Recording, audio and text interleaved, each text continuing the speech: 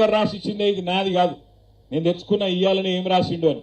ఏం రాసిండంటే, నా పేరు ఆది శ్రీనివాస్ గోవిందు, నా వయస్సు 58 సంవత్సరాలు, నేను రుద్రంగి వాస్తవ్యుణ్ణి, కాంగ్రెస్ పార్టీ నుంచి అభ్యర్థిగా పోటీ చేస్తున్నా.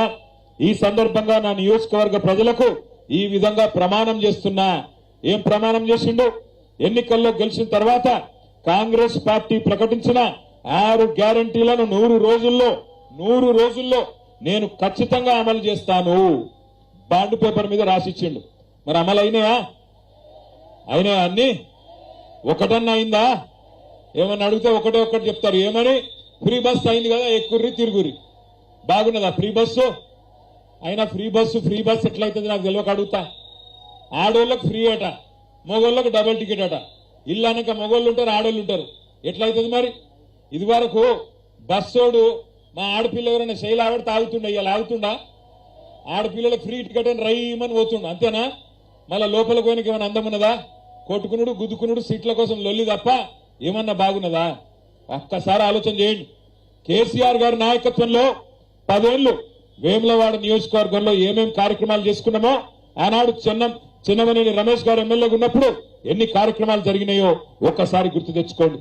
వేములవాడ గుడిని బాగా చేసుకున్నాం, అట్లాగే నంది కమాన్ నుంచి తిప్పాపూర్ దాకా రోడ్డు బాగా చేసుకున్నాం.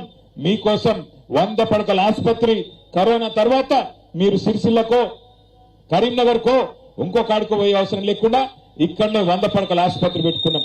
అది మాత్రమే కాదు, పట్టణాన్ని కూడా, వేములవాడ పట్టణాన్ని ఆనాడు మున్సిపల్ మంత్రిగా నేను స్వయంగా శ్రద్ధ తీసుకొని రహదారుల విస్తరణ గాని, పట్టణంలో మౌలిక వసతులు గాని, మంచినీళ్ల సౌకర్యం గాని ఇవన్నీ కూడా ఆ రోజు చేసుకున్నాం.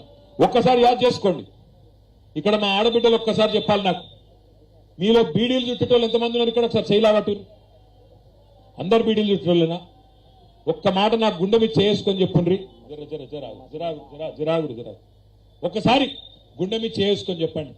బీడీలు చుట్టే ఆడబిడ్డలు ఎన్నడన్నా కేసీఆర్ ముఖ్యమంత్రి కాకముందు మీ గురించి ఏ ముఖ్యమంత్రి అన్న ఆలోచన చేసిండా? ఏ ముఖ్యమంత్రి అన్న రూపాయి ఇచ్చిండా? మీకు ఇచ్చిండా? అది వరకున్న కాంగ్రెస్ ఓడు, టీడీపోడు ఎవడన్నా 1 రూపాయి ఇచ్చిండా? కొన్ని కేసీఆర్ ఏమన్నా ఓట్ల కోసం మీకు దొంగ మాటలు చెప్పిండా? రేవంత్ రెడ్డి లెక్క ఇగో మీరు బాండ్ పేపర్ మీద రాసిచ్చిండా? మీకు మీ ఎమ్మెల్యే రాసిచ్చినట్టు ఏం చెప్పిండు కేసీఆర్ గారు? ఏమన్నాడు అన్నాడు? అమ్మా, మీరు తెలంగాణలో నన్ను ముఖ్యమంత్రి చేస్తే పేదవాళ్ళను, గరీబులను కడుపులో పెట్టి చూసుకుంటా అన్నాడు. మరి ఇవాళ కేసీఆర్ గారు ఏం చేసిండు మీకోసం? ఇదివరకు ఎన్నడూ లేని విధంగా 4.5 లక్షల మంది మా ఆడబిడ్డలకు మన వేములవాడలో, సిరిసిల్లలో, కోరుట్లలో, మెట్పల్లిలో ఎక్కడైతే బీడీలు చుట్టూ అక్క చెల్లెలు ఉంటారో 4.5 లక్షల మందికి నెలకు 2,000 రూపాయలు చొప్పున ఇచ్చిన నాయకుడు కేసీఆర్ కాదా? ఆ రోజు కాంగ్రెస్ వాళ్ళు మీ ఓట్ల కోసం దొంగ మాటలు చెప్పి 2,000 వచ్చేటోళ్ళందరికీ 100 రోజుల్లో పల్లె 4,000 ఇస్తా అని చెప్పి బాండ్ పేపర్ మీద రాసియలేదా?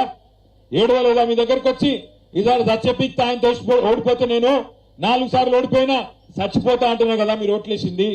సానుభూతి డైలాగులకే కదా ఓట్లేసింది. ఆ రోజు నేను వచ్చిన ఏంలాడకు ఏం చెప్పినా మీకు?